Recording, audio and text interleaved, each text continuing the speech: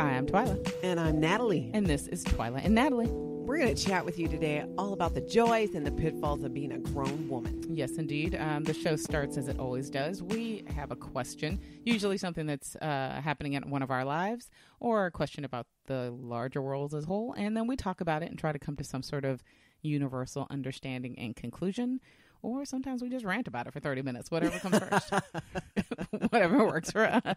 Depends on our mood. Yeah, I think it really does. So this week's question is, I think this is a really good one, but you're going to have to set it up for me because you brought this question to us. That's right. Should we live and let live? Now, I had something happen recently that really has me thinking about this a lot, Twyla. Okay.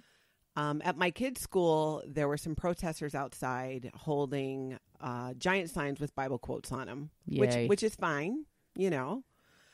What was not fine with me, I mean, one, I'd rather them not be there outside of school. Right. Well, I guess you should probably preface, these weren't like Bible quotes like, well, there were, you know, it was a very, a lot of doom and gloom Bible quotes. Right. You know, okay. This is the angry God. Okay, I got you. But their message, what they were yelling on a bullhorn over a loudspeaker, that is what bothered me the most, because it was a message of hate. It was homosexuals are sinners and are going to perish. A mom I know approached them and said, I'm curious, why did you pick our school, our community? Why are you doing this here? It's a very odd thing to do outside of a high school or a middle school. Yeah. And the man's response was, because you are all going to perish. Oh. Now, if that's not hateful, I don't know what is. So they're yelling and basically harassing kids and parents as they're going to school. Right. Which I'm like, wow, I don't like it. I mean, I know they have freedom of speech. They're allowed to peacefully protest, to do it in a section where it's safe. And the police were there and did move them into an area where it was safe. Right. But this really blew up on social media in our local community. There was so much talk about it on so many different fronts. And by the end of the day, after looking at everything, I was really struck with how I'm almost at a loss of words for it. When you have a situation and you see it on one front, mm-hmm. and then suddenly it's brought to your front door, and it's the same thing that was happening to other people that maybe you couldn't relate to, and now it's happening to you. Okay. And how your view changes, you know, and specifically, I mean, it made me think about how, let's take, for example, the things they were yelling about homosexuality and in their eyes, it's a sin and you're going to hell. Right. If you're not gay, or mm-hmm. if you're not someone who supports gay rights, you might think, well, that has nothing to do with me. I don't care if they're yelling that. Or maybe you believe that homosexuals are sinners and are going to perish in hell. That's fine, because you get to believe that. But when you're yelling it at kids, that's kind of a different issue. Yeah, completely. But what I found interesting on social media were some of the comments about how, well, they're doing this in the name of Christianity, and this is not what Christianity is about. All Christians are not like this. Right. And of course, I get that. I think most people, would understand that. But I found it interesting because I live in a predominantly Caucasian community. Mm-hmm. Mm-hmm. And a predominantly Christian community. And local Christians were offended and took issue with the fact that these people were doing it in the name of Christianity. People who were not Christians were commenting in a very negative, themselves hateful way at times, calling them holy rollers, saying typical Christian, rhetoric, which is equally not okay. Right. So you got two sides going at it. And that kind of brings me to the question is, should we live and let live? So in sort of on the surface level, the thought is, why can't everybody have the thought that they have and just coexist? Yeah, exactly. We know, you may not, we're all for the freedom of speech when it's our speech or speech we want to hear. The minute I think that speech becomes something you don't want to hear or you don't agree with, there's an automatic reaction to it of no, and that's not okay. Which okay, that's a valid reaction. But it's still, the people who were there had a right to be there. And the freedom of speech protects them from prosecution by the government for what they were doing. Right. But not from public opinion, not from me now talking about it or chatting about it on social media. No, that's fair. I think a lot of that comes from, Well, I suppose the idea that it would be lovely if we could live in a world where we could have very differing opinions, and then it just be you handle your business, I handle my business, and everything is fine. I think the problem comes when you think, yes, you have the absolute right to say what you want to say. You do. You have the First Amendment right to have freedom of speech. That's freedom of speech, and the freedom to assemble that way. That's wonderful. The problem usually becomes is that the freedom of speech that you're exercising goes from sort of the legality of being able to say what you want to the weird moral murky place where you decide that your speech dictate action by other people. Exactly. So it's one thing for me to say, hey, I think that gay people are great and they should have, and I think they're great, and I think just like I'm great. That's great. Everybody should just be great. Yeah. And then it becomes another thing if I say I think gay people are great and they should get all the privileges over heterosexuals. Yeah, above and beyond. You're right. saying. So not equal rights, but There's superior rights. Right, and that's where a lot of where the speech goes. Free speech winds up going wrong for us as a collective is when you start using that free speech to dictate not just the greater good or the equality of everyone, but the superiority of one over the other, or the mandate that you must do this because we're better than or we're above something else, or you're going to die. Yeah, like you are going to perish. Yeah, I mean the idea that someone would stand outside of a school full of children and especially yell at middle them, schoolers. Yeah, and yell at them that they're going to that they're going to hell for their behavior or associating with that behavior.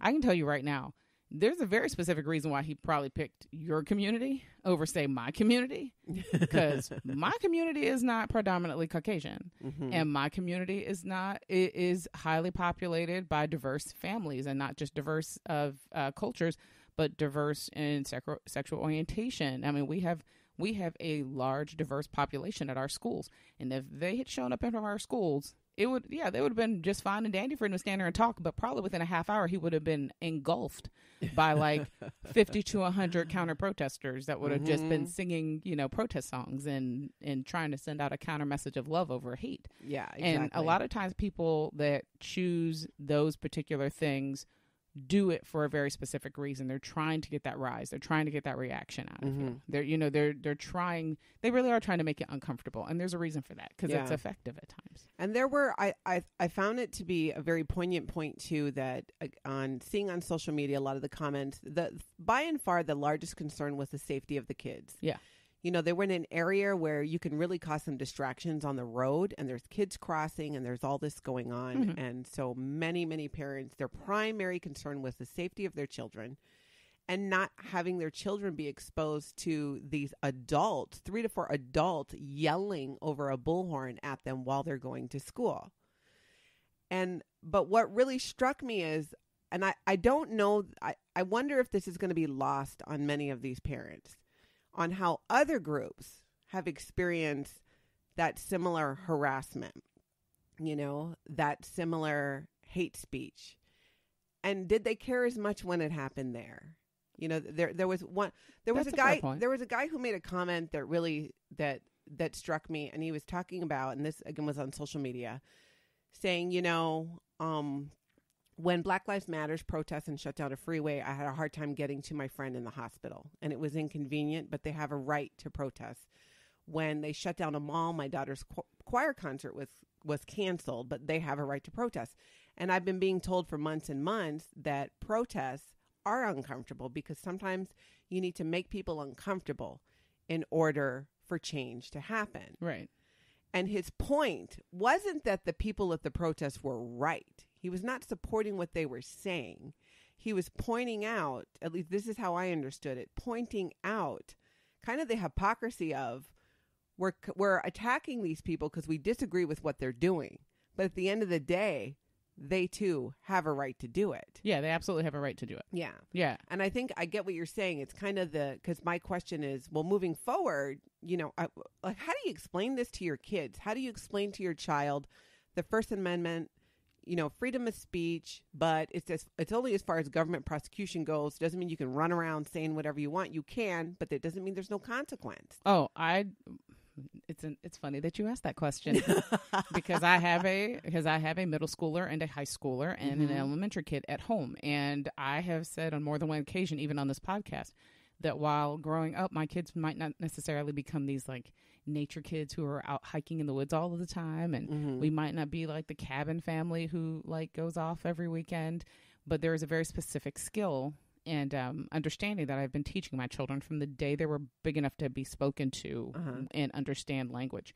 I've always taught my children about social justice. I've always taught my children very specifically about the country we live in, the culture they come from, and that there will be nuances that they have to face. My 13 and 14-year-old are far more nuanced in understanding about race and race issues and culture and class and gender issues than many, many adults. Yeah, very much so. And that makes sense. And for our listeners that don't know, because Twyla's Black and her kids are half Asian. Yes. But that is what you're saying is really to my point is you've had these conversations. And I've said again and again to people that I genuinely love that you're doing your children a disservice if you're not talking to them. Yeah. If you're not talking about these things that are hard, please don't teach your children that everybody's the same. And there, I don't see race or color, just see humans. No, don't do that. I raised my children to be good humans, but I also raised my children to be good, proud, upstanding Black and Vietnamese Americans. That's right. None of those things are separate from their identities. None of those things are discounted in their identity. And they're supposed to walk around and be proud about that. And they're supposed to walk around and be just as proud and acknowledging of of our neighbors 2 doors down who are a Mexican American family, of our neighbors across the street from us, who are a proud Irish family. Do not discount what makes people what they are. Yeah. The basis of being a good human is seeing all of those things and still appreciating and respecting them. Yeah, recognizing it because it's obvious, that we're different, but at the same time respecting the differences. Right. And the thing is you can't respect something that you don't understand in if you full don't know context. About it. Exactly. Right. It's really easy to have. Like, my son goes to school with kids all the time, and they're all at that really great age where they get it, but they don't get it. Yeah. Where they're intellectual enough to understand the words on a page or the things they see on a news report, but they don't have the nuance or life experience to understand context. to know that it's not just black and white on every single issue, that it's not just a right or a wrong way on every issue. So we had a lot of talks in this last year, especially with the presidential election, of, hey, you might dislike what the candidate that was for the Republican Party said. So did I. But he's got a right to say it. That's right. My thing is always, you have to be able to hear people out. Yeah. You have to be able to respectfully disagree. I respectfully disagree all the time. My Facebook is littered with people that I grew up with side by side who somehow, for some reason, we reached a fork in the road as young adults. And they went one way and I went another, and politically and socially, we just disagree. Yeah. But this is still the same kid that I was side by side with from the time I was like 12 years old. We're friends. We went through, we still had the same, we both hated the same math teacher, and we both were on the track team together, and we both rode the same bus home after school. I know this kid. I know this person. I know this adult. And yes, you're very different ideologically than when we started, but that doesn't mean that I get to whole hog, put you aside and say you're now discounted because we disagree. Yeah, exactly. And what do you think? And this is what I've been thinking a lot about lately, especially after what happened yesterday. Why can't we sometimes just live and let live? What is that desire or drive to think that we have the only solution? I go back a lot to this, but growing up in Scientology, that was the point of view, is that we have the only solution to help mankind. That is a belief in that organization. You look at, somebody like Hitler and what happened with the Holocaust. He believed German people were superior. Now, it's one thing to have that belief. It is another thing to act on it and take action that's going to hurt other people where you're trying to enforce it on them. Absolutely. Why couldn't he just sit there and think, wow, Germans, we are a superior race. This is absolutely fabulous, and enjoy it? Well, because sitting back and enjoying it doesn't develop the thing that he wanted most, which is power and influence. Yeah, so that's kind of what I'm wondering. I think a lot of times, and before I get the emails, I'm going to very specifically separate the discussion from the Hitler and Scientology, as it were, and to me, in my experience, speak about what I experienced with organized religion. I don't practice organized religion. Sure. I'm a spiritual person, but I was very much raised in a church system. Yeah, and chose, to separate myself from it. Mm-hmm. Very specifically because I could not reconcile the ideas that I was being taught, not just in church, but outside of church, about being a good person, helping somebody out, standing up for the little guy. Don't let people get, you should never let somebody get pushed down when you're there to stop it. Like, I was always taught to put people first and to fight for family, fight for friends, fight for what's right. Like, I was always taught those things. And are you talking about in church or at home? I was taught that at home very specifically. Sure. And on the surface, I was taught that at church. But then I would get to church and it was very different. Like it was one thing, I was told one thing and then I saw the actions of another thing. Sure. And I always found that to be really upsetting. I always found it upsetting to say, well, treat each other like you want to be treated. And then we would have a Bible study that talked about why gay people are wrong. Mm-hmm. And right. And, and then we would have, a Bible study that was very judgmental about whether people were allowed to, how, like, judging people on how they conducted their everyday life. Mm-hmm. And so we were conducted to the church. So we always, church isn't just church on the, like, what you read in the Bible. Church is also the community you're a part of. So when you're in a church setting and you're in a community and the community has, tiers of power and tiers of gossip and tiers of, support or not support, and how easily those things were shifted and taken away from people based on other people deciding they didn't like how something was done or they didn't like how someone was conducting themselves. I just found it to be really, really hypocritical. Yeah. I got kicked out of Bible class more than I care to admit for questioning things as a 12 and 13 and 14-year-old, just because I just felt like that. And like I said, when you're 12, 13, 14, things are very black and white. Yeah. So if you say everybody deserves to be loved and God loves everybody, then you can't come to me next week and say, God doesn't love these homosexuals. Yeah. You can't. You can't come the next week and say that. You can't say God loves everybody. God does not love those who live in sin. Mm-hmm. Okay, so what is it? Yeah. What is it? How, and there may even be a way to teach that in a more specific way so that it's not about persecuting people that are different from you. Yeah. But we have to even admit, by and large, that, Christianity as a world religion usually uses the same playbook to insert itself into other cultures. We do mission work where we send Christians to different parts of the world where Christianity isn't prevalent. Then they do work to help the communities and they proselytize Christianity. And they try to get people to convert to Christianity. It's not just good works, and it's great that the work is being done. I've seen, and I know many people who I love dearly who have done great mission work all over the world, but they don't just go there and do the work and go home. They go there, they do the work, they spread the word of God. They say, because we're spreading the word of God and we've done these good things, you should think about making God your personal savior as well. And they, and they're spreading the cause and the word and the organization of Christianity. Yeah. And you hope, and when I look at that and I get that and I see that, it's at least done in a way where there's a choice. Right. We're going to present this information to you. Here's what we believe because we care about you. We want you to know this. But is it being done? These guys were yelling like, "If you don't repent, you will perish." It's just done in such a hateful way.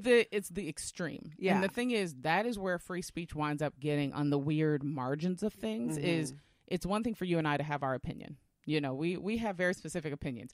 Yeah. I love black people. Black people are great. I'm black. Black people are great. I love black people too. Don't think that's where she's going with this. But I love black people, but Natalie hates them. Right. We each have our own opinions. Right. But I don't take that opinion and I don't take the speech of that and say to you, and I think black people should be above all others. I think we should legislate. I think we should have first of everything. We should get priority in hiring. We should get priority in jobs. We should get priority in land and school and opportunities. We're better. You know, I don't do that. Yep. That's not what I'm advocating. Now, here's the problem. For many, many, many years, people use free speech to advocate just for that. Yeah. That exact thing. Not for black people, but for other people. So not to share and communicate a view, but to really to dominate and take over and to subjugate somebody else. Yeah, and there's exactly. and there's the issue. When you even look back at a few, you know, from what happened in Charlottesville, when those guys with their tiki torches walked around town with the torches lit at night, the things they were yelling were not, we're proud of ourselves, we're proud of our culture. The things they were yelling were, we will not let Jews take over. Yeah. You know, like what?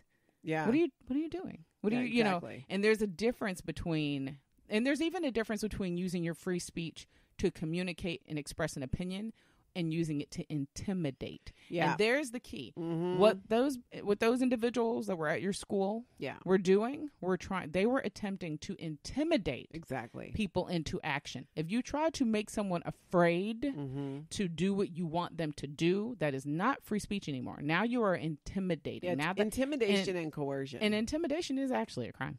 You know, you can't actually go and make someone feel scared and fear for their safety. You can't actually do that. Yeah.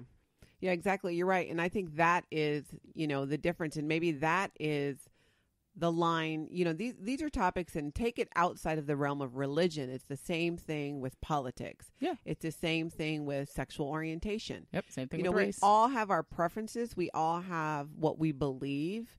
And they're not always the same. And I don't believe they will ever be all the same. And I don't think that they should. No, they shouldn't. I think when everything is the same, that's when we stop learning. Right. When I meet new people that are different from me, it opens my eyes. It gives me an understanding of how they see the world, because they see it in a way I don't see it, and I see it in a way that they haven't seen it.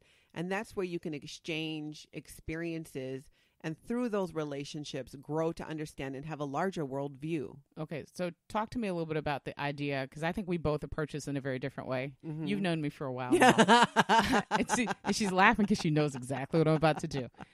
I can almost never keep myself out of an opportunity to help further your knowledge base. If we're having a discussion and we're talking about something and I have an understanding of it, or I'm trying to bridge some sort of understanding of it, I will talk to you until the cows come home about it. Like I never just take your difference of opinion as, okay, well, that's just what you think. That's what I think. Yeah. Like, I can respectfully get there. Sure. But I never start there. And it's never about me trying to, like, I'm not trying to change your mind. I'm not trying to make you do what I want or see it the way I see it. But I always am struck when people are oblivious to things that, you know, like, if you just understood this a little bit better, you don't have to like it, but you can at least not rag on it. Yeah. Do you think, now when you say oblivious, do you mean in that they're unaware that the issue ever existed, or they're turning a blind eye to it? Both. Because there is obliviousness that comes from you just didn't know it and it just didn't apply to your life. And there is the obliviousness that comes from saying, well, that's not really about me, so I'm going to stay out of it. Yeah, and that is what is happening. And that is kind of my point of what I saw happen yesterday. The issue, you know, with the protesting and the hate speech and the reaction from people in our community is not an issue that's day to day or even that often in our community. Right. But it started, sure as heck, started a dialogue. But you know what's funny about that? If you pull back and look at the community from above, why isn't it an issue? Because the community by and large is pretty majority. There's a majority Caucasian and a majority Christian. When you're in a this is something I ask my white friends all the time. It's because they don't get it until I bring it up. Yeah. And they always, and I've had, you know, white friends before sort of bring up, like, they think I dwell on it too much sometimes. Well, and they do. And that's a fair point, because I may bring things up that they don't bring up. And so the first thing I always ask them is, when is the last time you were in a room where the majority of the people in the room didn't look like you? I mean, when's the last time you showed up to a school meeting and you were the only white person? Yeah. When's the last time you showed up at the mall and you were the one of only like 2 or 3 white people? I said, because that's my everyday. I show up at school for school meetings. I am the only black person in the hallways. When I show up to PTA, I'm usually one of only 2 in a PTA room. Yeah. When I show up, you know, when I show up to, you know, sometimes when I show up to an upscale place, you know, I get the I get the head tilt like, are you lost? But I'm supposed to be here. I set the reservation up. The table is for me. Yeah, exactly. Like you're the one actually paying the bill. Yeah, and but my life is very much like that. I am quite often the minority everywhere that I go. Yeah, and you've come through it like that, and they have not come through it like that. Right, so, and I don't have a fault with you having not had the experience. I have a fault with you not recognizing that your experience and my experiences are different, and you don't get to decide. You don't always get to decide that it's a little bit much that I keep talking about. Yeah. It's somebody has to talk about it. Yeah, exactly. And with your experience, it would make sure that it would be more at the forefront of your mind because it's something that you deal with. Well, every I don't day. have to. Yeah, you don't have to brace yourself for some of the things I brace myself. That's for. what I think is this is what I saw happening in my own community was a little bit of a wake up of like, well, wait, don't lump all Christians into what these people are doing. Well, exactly. That's kind of the point with minorities. And not all Black people do this. Not all Hispanic people do that. Right. Not all Asians do this. Not all women do this. Yeah. Not all men do this. Exactly. And that's where it comes from when we talk about, because you and I are on the same page in that we want people to see color. We absolutely. want you to see differences. We don't want you to exercise bias because you see someone who looks a certain way and then you make assumptions based on that. Right. And that is this. And this is, I think, at the core of what I hope the lesson becomes in my community. For some, you got a taste of what that feels like. There were people slamming Christians now because of what these bad example Christians were doing. And you didn't like it, because assumptions were being made about you that are not true. But do you think that sometimes why this is really hard, especially when it comes to things like religion, is because it's such a grounding and personal thing to have, when basically it's one thing to be called out for being like a person with white privilege. It's another thing to be called out and saying that the thing you've built your worldview on is not okay. Oh, tell me about it. Again, look at my background growing up.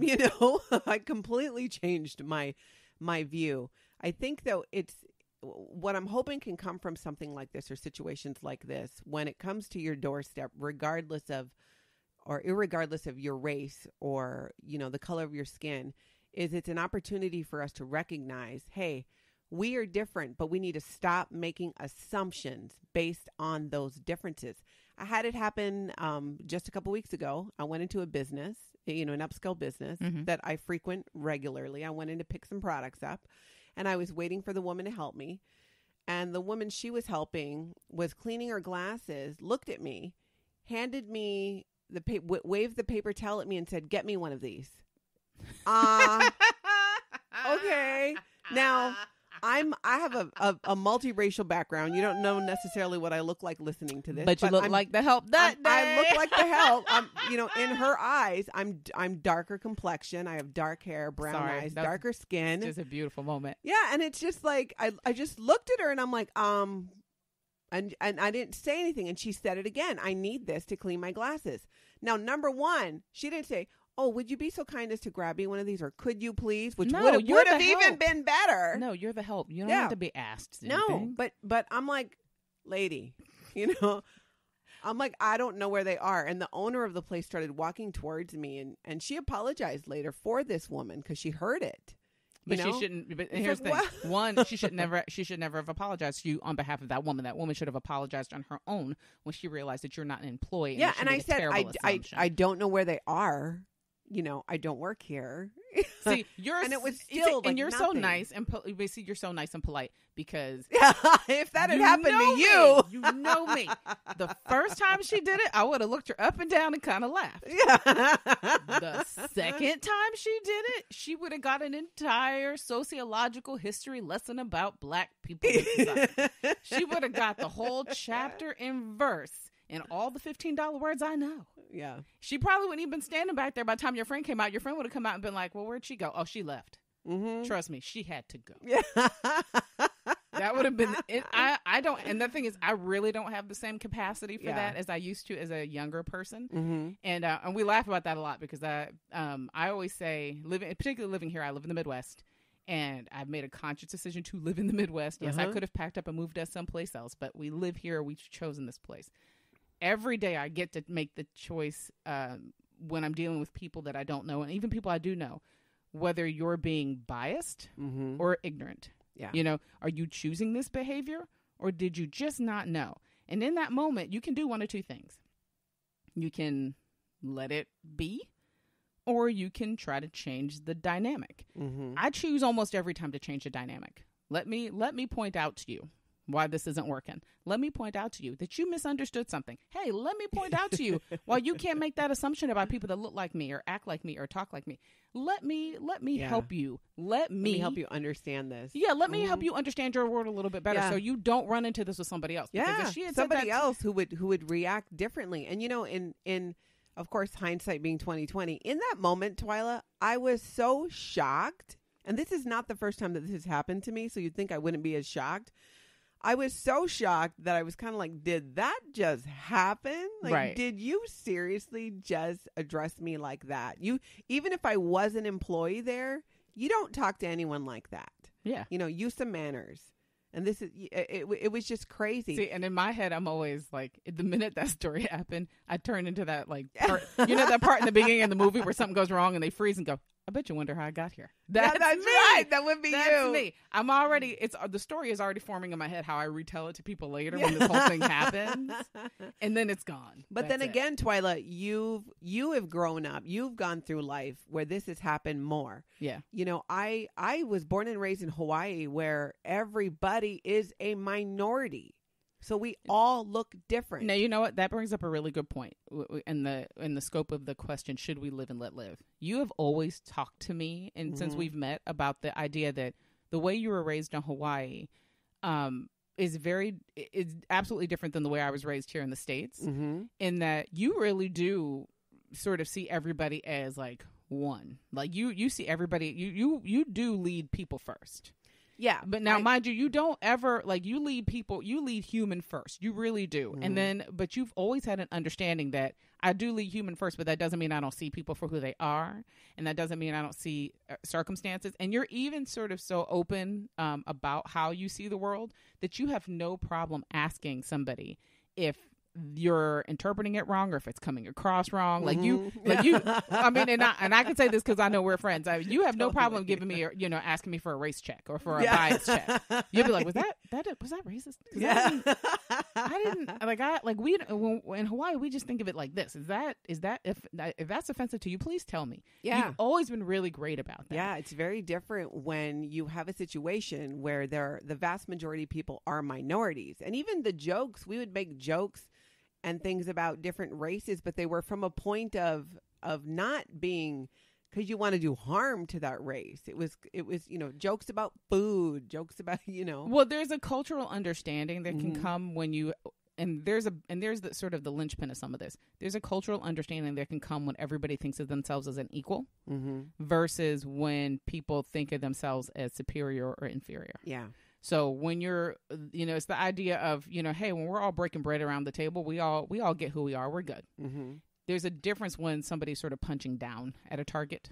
Yeah. And I honestly did not even know that existed till I was 13. I left Hawaii. I went to Washington State into just this nowheresville. I was being punished by my mom in Hawaii because I committed the horrible crime of kissing a boy. That woman banished me for 3 months. Just saying. To a place where it snowed. I learned not to disobey my mama after that. Yeah, no kidding. But I didn't know until I went to that school, and I was very dark and I finally got a taste of what racism was. Right. You don't They know. thought I was black. Right. They weren't even upset that I was Hawaiian. Yeah. You don't know. I always say you don't know what you are in the context of other people until you're uncomfortable. Until you make the other people uncomfortable. Yeah, and they let you know. I didn't even know till then as well that anyone had a problem with anyone being gay. You know, and this was the 80s. And because in Hawaii, it was just such a natural part of, you have people who are gay, you have people who are not. You have people who are left-handed, who are right-handed, who are Japanese, Chinese, Caucasian. No. I grew up in the South. Yeah. I grew up in the South. Yeah. It's not, no. I know. And so, I think there was always, like Uncle so-and-so and his friend. Yeah. And Aunt so-and-so and her friend. Yeah. And they somehow, Aunt so-and-so and her friend always went on vacation together. Oh, and I never understood, even later in life, when I spent more time on the mainland, the idea of hiding it. Oh, yeah. I'm like, wait, you're gay, but people don't know? Well, I'm not tracking. Now, listen, I grew up in a time where, like, when I went to college, the biggest thing for me, like, as a progressive, liberal, young woman going to college, the biggest thing for me was always the conversation, the coming out conversation. Mm-hmm. I had probably 5 or 6 people that I really genuinely love come out to me from the time I graduated high school through the time I got out of college. And these conversations were wrought. These were people who were worried that they would lose friends and family and support. And, it was terrifying to do that. And some of them would come out, and then I couldn't tell anybody else that they came out to me because they still their family didn't know. Yeah. And some came out, and it was just a party after that because they were free. And to see the difference between then, and that's 25 years ago, to now, watching my children who just casually announce at the dinner table that their best friend at school is bi, and that she likes a girl, or that, this guy in class is transgender, or, it's like, what? Really? And they don't, and they say it as easily as they say, pass the salt. Yeah. It is not a thing. It's not a thing. And here's the thing. I think that's the extension of the idea of, should we live and let live? As the idea matures and as the idea becomes more widespread, it's not about telling people how to live their lives. It's really and truly about understanding that people are allowed to make their own choices. So the choices that as a 20-year-old, me and my friends could or couldn't make based on whether our families would disown us or whether we'd be persecuted or whether we'd be prosecuted for these choices have now been informed. We're a generation who decided this isn't okay with us. So we're going to talk to our kids about being open and accepting of people and loving of people and kind toward people, and that this doesn't make anybody different than you. We've shifted our own paradigm. Yeah. So now we are almost 30 years later. Now I have a generation of kids that I'm raising who are far more progressive about these ideas than me, who are far more open and accepting. More open about it. Yeah, open and accepting and not intimidated. They don't think that having gay friends or anything makes them bad humans. It doesn't make the people that they know bad. It doesn't mean that you can't still be, an active, church member. It doesn't mean that you can't actively be a Republican. It doesn't mean any of those things. Well, don't you think then that at the end of the day, with all of these topics and the idea of, should we live and let live, that the deciding the point where it turns into something ugly is like you were talking about earlier. You can have your views and your opinions, but when it goes into the realm of you're trying to dominate, intimidate, coerce people, this is where your problem comes in. Yeah. It becomes, it's one thing for me to think, and I even get, because we're probably gonna get some emails on this. I even get the idea that yes, I may think it's okay to be gay or homosexual or be a part of the LGBT community. I am a proud supporter. And I'm sure that people that are on the opposite end think that's fine, but why do we have to have laws that protect them? My theory is always the same, because everybody deserves equal treatment under the law. Period. Yeah, exactly. So if you were being persecuted for being, Republican or conservative Christian, and the law was being and it was legislated against you, if it prevented you from getting a job, if it prevented you from gaining housing, if it prevented you from being able to use products and services, then yes, I would be the first person out here going, nope, you can't. Listen, I might disagree with them, but you don't get to do this. Yeah, that's right. That's the difference between equality or the difference with equality. And there's the nuance that nobody knows how to unpack, is that historically, as old as this country is, we have legislated bias. We have institutionalized bias. We have institutionalized and created laws that have allowed us over time to discriminate against races, against gender, against orientation. It's law. Yeah. And there is where the fight comes in. The fight comes in that it should never be written legally anywhere that you can do something terrible to me or prevent me from goods and services or opportunity because I am Black or a woman or gay or anything else. You have all the rights. You have all your rights. You have your ability to do everything. Everybody else here at the table should have the ability to do their everything too. And that's new. When you got to really look at our country as a whole, long term, and how far we have come. Yeah, slavery was once legal. Yeah, we are the grand social experiment in self-governance, and we are, in a lot of ways, we are still, as a country, we're a teenager. Yeah, England has existed. Europe has existed far longer than us. Asian countries have existed for thousands of years before we ever started figuring this stuff out. African countries had complex systems of governance far before we ever reached these shores. And we are very much in the beginning stages of what a long-term society looks like. All of this fighting we're doing is exactly the kind of stuff my 13 and 14-year-olds do every single day. Yeah, and it's been going on for a long time. I've had friends who feel, today there's such turmoil today, there's such conflict today. There is, but if you look back at our history in America, we have always had that. Right. To one degree or another, for one cause or another, for one group or another. But what we've been continuing to work towards is equality for humans. Yeah, everyone deserves the same treatment. Yeah. Everyone just deserves the same treatment, and it's when you're in the utopia of the idea of should we live and let live? Yeah, we should. We should be able to have.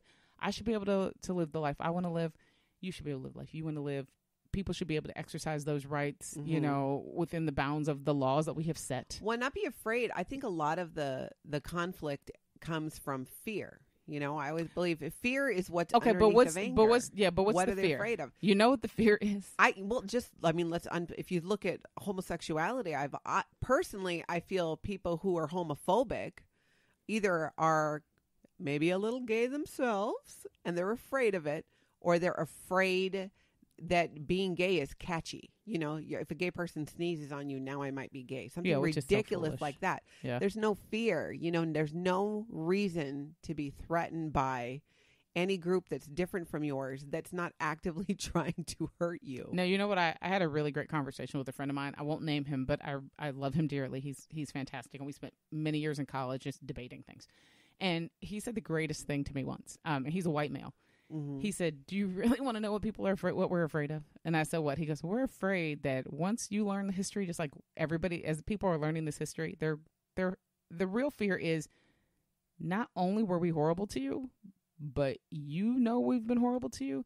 And at some point, you guys might mobilize and try to pay us back. And that's a fair point. Like, if you think about it, really think about it, if institutionally Black people were brought here as slaves, and institutionally the laws and things were changed to suppress and oppress them. I mean, I'm only one generation. It was that way. Yeah, I was only one generation removed from Jim Crow. I mean, my dad could not drink at water fountains or swim in the local pool.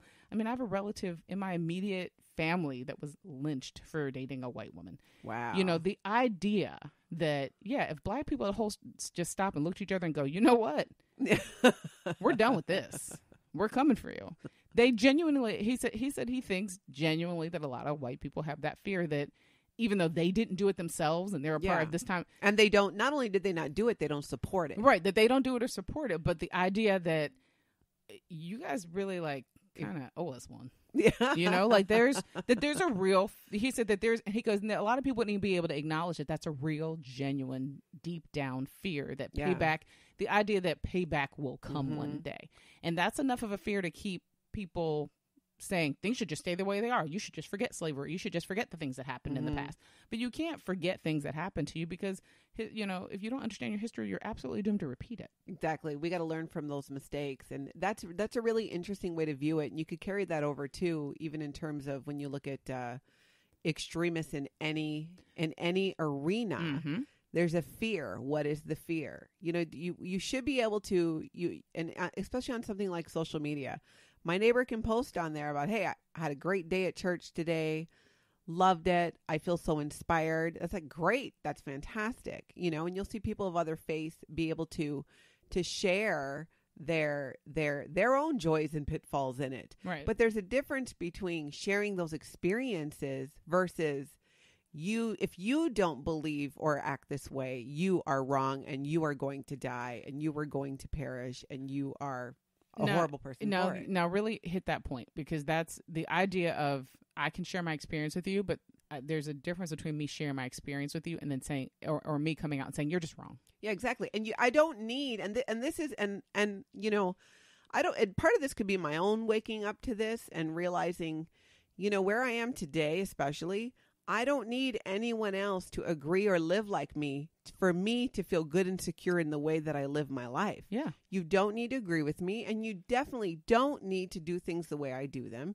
You don't need that. You can't change people that way. You can't make someone. My gosh, I have my 3 kids I gave birth to. I tried to make all of them left-handed because I'm left-handed. It didn't work. Right. That's not how things work. It didn't. No. I even was hoping my son would be gay because I wanted a gay son. And I'm dead serious, and he knows it. And his sisters know it. I can't with you. He finally was like, Mom, I hate to break the news, but I love the ladies. Can't happen. Sorry. So I would be like, are you sure, honey? Are you sure? You messed up the statistic. It's like the average is like 1 in every 3. I know. Sorry. I feel for you. Yeah, I just thought it would be great because they, well, gay men always stay around with their moms. They don't leave. No, mama's boys do that. Gay or straight. Well, I couldn't even raise a mama's boy. I failed at that. But I think that's a really solid point that you're making, even all the way from the beginning of our talk, when you said that when somebody doesn't understand the experience until something happens to them, to sort of bring them into it, and that happens quite often. That people don't understand, race relations until they have a person of color that they're really connected to and see something bad happen to them, and then they understand it on not just an intellectual level but a personal level. People don't change based on intellect. They change based on hearts and minds. Like their own experience. Yeah, their own experience and their love and compassion getting tied into something is what usually changes them. So a lot of times, I'll be perfectly honest. My husband is type A, super Asian, super Vietnamese. Works hard at school, minority in all respects, and as stereotypical as that sounds, he always believed if you worked hard, you will get what you're supposed to get, and that's all there is to it. There is no middle. There is just, I worked really hard, I got what I deserved. If you work really hard, you'll get it too. And by and large, through a lot of his life, that absolutely applied, and it still does to a lot. But then he did the very curious thing. He married a black lady. And then subtle things that never occurred to him, that never happened to him, started to happen to him. We would show up to restaurants and get seated by the bathroom or the kitchen. We would go places, and he would say, "Hey, I'm going to go park the car. You go ahead." And I would go up to the counter and be like, "Oh yeah, we have a reservation," and I would just be left standing around, and they would ignore me. And then he would show up, and all of a sudden they would, the service would happen. He got a real good eye-opening taste of it when we would be places where there were other Asians, and particularly people that spoke the language he speaks. And they would say things about me in the language, thinking that he doesn't understand it, because obviously if he knew anything about his culture, he wouldn't be with her. Oh, because he married outside his race. Right. So he would hear things and be like, what? Yeah. And that's the thing. You don't understand. Yeah. You sometimes don't understand the plight of another group until something impacts you personally about that group. Yeah. I didn't know a lot about gay people or understand a lot about gay people until I finally had a friend come out to me. And when my friend came out to me, all of a sudden I understood. You live in fear every day. Like I live in fear of confrontation of certain things, but you genuinely live in fear every day that somebody will figure out who you are and will punish you for it. Yeah. I don't actually have that fear because I walk around with who I am on me every day. I walk a black every day. Yeah, you can't. There's no hiding being black for me. Yeah, So I'm nice and dark complected. But my friend genuinely had to be careful over what he said, how he said it, how he expressed it, who he expressed attraction to, what he thought was cute, mannerisms. There were lots of things that he was genuinely afraid of. And then once I became his friends and we became close, I started going, that's messed up. That's a hard way to live. And a lot of that, I think, if you feel whether you're a minority of any kind or a minority in a situation where you want to blend in, or maybe you have to put forth something that is really not who you are in order to blend in. And I feel like we're coming out of that, because now today, and of course it depends on what part of the country you live in as well. It's kind of like, that's not so much a thing anymore. Okay, well now here I'm gonna flip the argument on its head a little bit. We just came out of a very difficult presidential election. We are now in the midst of a 4-year term by a president that some people find very appealing and some people do not. I feel like, and I have seen what I feel like is a really large uptick and upswing of people specifically being targeted for being supporters of the president. Yeah. I've very specifically seen people be very nasty to people who are openly supporters of the president. Yeah. Now, mind you, we are diametrically opposed. do not support that man. I do not support the things that he supports. I did not vote for him. Wasn't really happy about the outcome, but that was my own personal choice. Yeah. But I have never taken the opportunity to sort of go at or confront or undermine somebody who did support him. Yeah, exactly. I feel like that's I personally feel like that's repugnant. I think you shouldn't do that. No, and it's kind of, that's along the lines of what we're talking about with live and let live. It's just, you don't need to be threatened by it because somebody else shares a different philosophical view from you or different political views from you. I absolutely agree with you. I don't agree with them either, but I'm not going to go attack people who do. Right. That just blows my mind. It's no different. Don't you think it's no different than attacking somebody because of the color of their skin or their sexual preference? Yeah, absolutely. And I've always, why does that make that okay? Yeah, I've always, and that's, you know what though, but that's the key. You said that really well earlier about the idea that it's, people feel really strongly about it until it's something that goes until against, it's at their doorstep. Yeah, until it's something that disagrees with them. Yeah. And then all of a sudden they have to like, I can't, how do I, what do I do? And my thing is always be resolute in who you are, be resolute in what you believe, always be open to hearing something that's different than what you believe. Like always be open to change. I think people have I think we have infinite capacity for change, but change can't occur if you're not open to being respectful and receptive. Yeah. It just won't happen. I mean, a lot of my friends just turned each other off on Facebook when the election happened. A lot of people, I know I got secretly unfollowed by a lot of people. And I'm not even like the most like out there, but I had no problem. But like, you can things. share your views and your opinions without attacking an individual because of what they believe. Right. And that's the difference. You didn't do that, Twyla. You share your opinions and your beliefs, but you didn't then attack your friends who supported Trump. No, I don't mind asking pointed questions or saying, hey, do you think about this? Or how come we can't get to the middle ground on this particular part of it? Or can't we all agree on this part versus this part? Yeah. I have no problem doing that. I think what happens by and large when we do that, when people say, oh, just block them, oh, just unfriend them, oh, just unfollow them, or whatever it is, I think you lose a valuable opportunity to understand what's going on and understand where it's coming from. And because you read it or you see it does not mean you also need to engage it. Yeah. You know, well, we say all the time, don't engage the crazy. Yeah, exactly. Right. Do not engage the crazy. Mind you, there is a difference. Sometimes there are people who just can't deal. Like they just, they like to live in that space where they're angry and shooting grenades at everybody. Like they like going after people. And that happens. We have, those people and that energy when it's coming at you. I don't have any problem telling those people, you can go now. Yeah. I really don't. Like we deal in social media a lot for work. Yeah, especially the anonymous ones. No. Do I have debates with people I genuinely know? Yes. Did I interact with in real life? Yes. Do I debate with trolls? Nope. No. You know why? Because you can't win.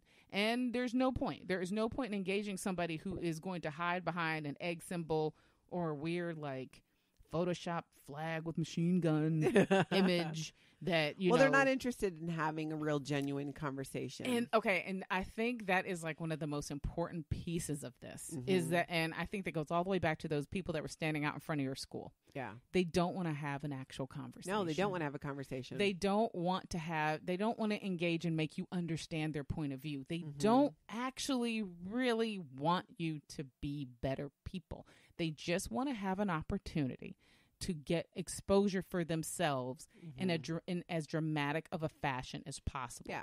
That's high drama. And yes, at the same time, I'll get emails and like, well, isn't that what Black Lives Matter is doing? Blah, blah, blah.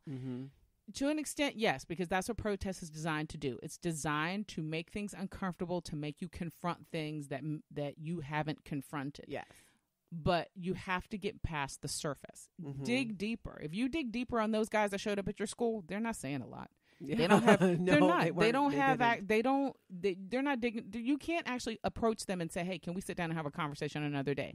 Hey, can you point me to some literature or some specifics so that I can learn a little bit more?" They don't have anything but bullhorns and yelling.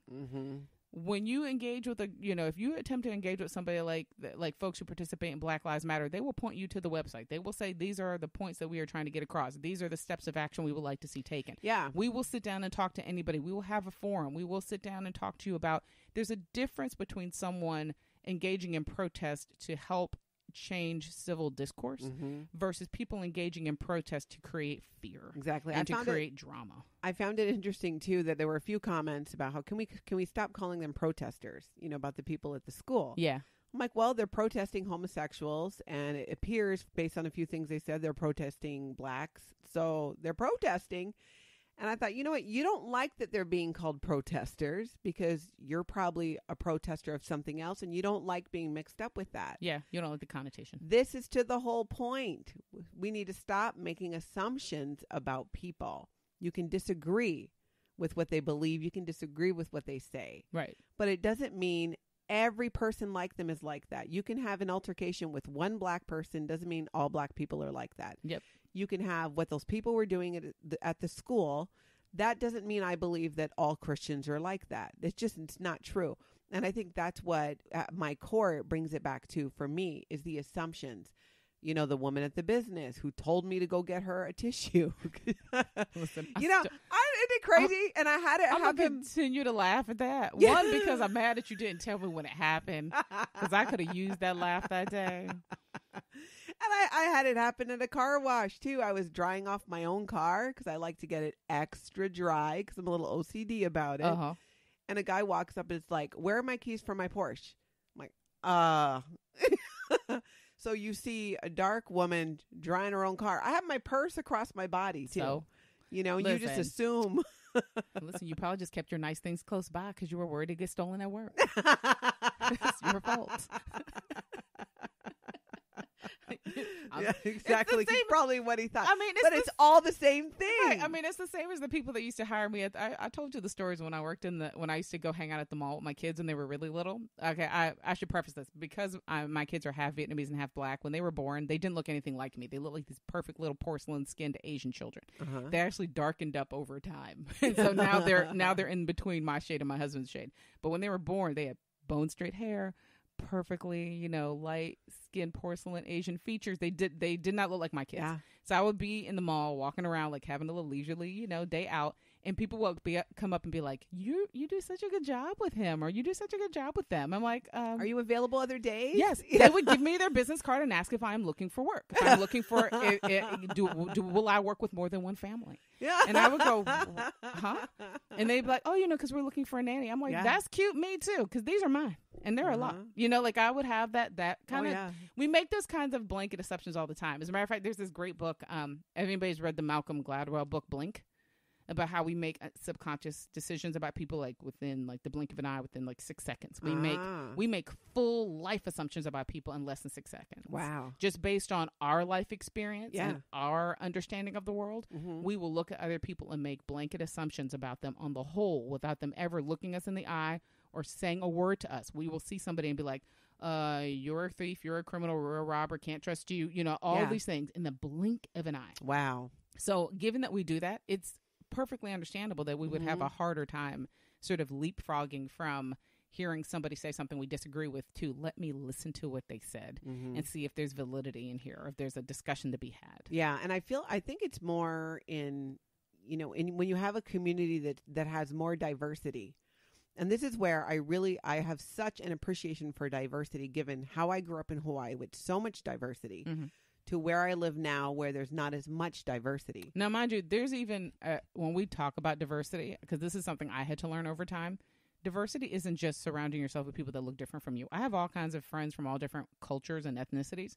But I had to learn over time that there is diversity of background. There's diversity of socioeconomic status. Oh, exactly. If you just hang out with rich kids, you only know rich kids. If you just hang out with poor kids, you only know poor kids. Yeah. That like the idea that you can have a diversity of different kinds of different walks of life. And there's a very wide definition of what diversity is. It's not just, do you have black friends? Yeah, it's not just. And please, if I'm the only one you have, don't say you have black friends. You don't. You have a black friend. Trust me, if I'm the only black person that you know that you're friends with, most likely I'm not actually your friend. We're just acquaintances. So you should spread yourself out a little bit. Well, at the end of the day, it's an opportunity. It's an opportunity to learn. Yeah. Well, then I guess that means me. We should ask the question and see if we actually answered it. Which was what again? Should we live and let live? Well, absolutely. I don't think anyone can disagree with that we should. We should. I can disagree with that. What? I actually think I actually think we can't just live and let live. I think we can respect opinions, but that we should always be striving to get better. The but I only think way that's to what do that. Don't you think, though, that's what we mean by when we say live and let live? By No. Living is your living. Live your life. Do it the way you want to do it. Nope. But don't feel the overzealous need to change how someone else is doing it when it's not hurting anyone. Okay, see, there's why I think this is where our little fork in the road comes in. Because I genuinely think that if I just let everybody live and let live, change and growth and compassion doesn't happen. So I have to. Oh, I get where you're coming from. Yeah, I can't just let y'all be. I'm sorry, you're gonna find that out about me.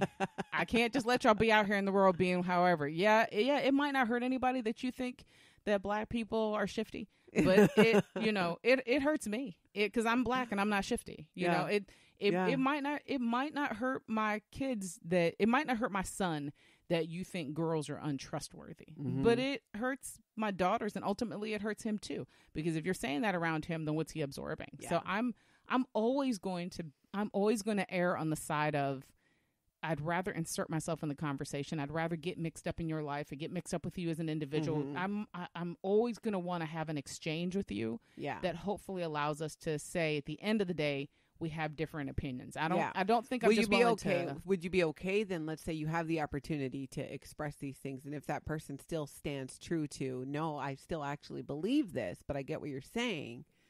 Can you let that go?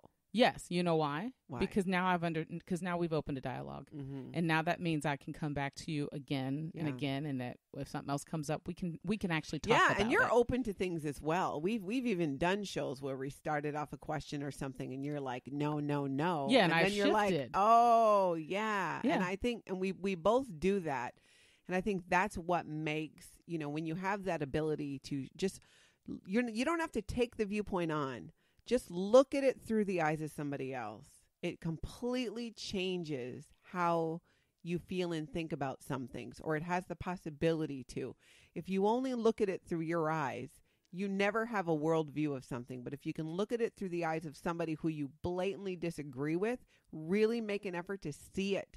From seeing something from someone else's point of view does not mean you agree with it. And it doesn't mean it takes anything away from you. No, it doesn't. You can safely look at it and go back to what you thought, or take something from the way they see it.